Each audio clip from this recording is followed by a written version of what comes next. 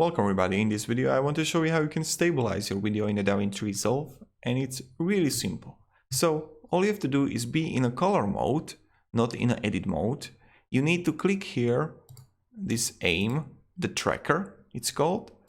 You will have it like this on a window. You need to click it on a stabilizer, and when you stabilize it, what you need to do is just click stabilize.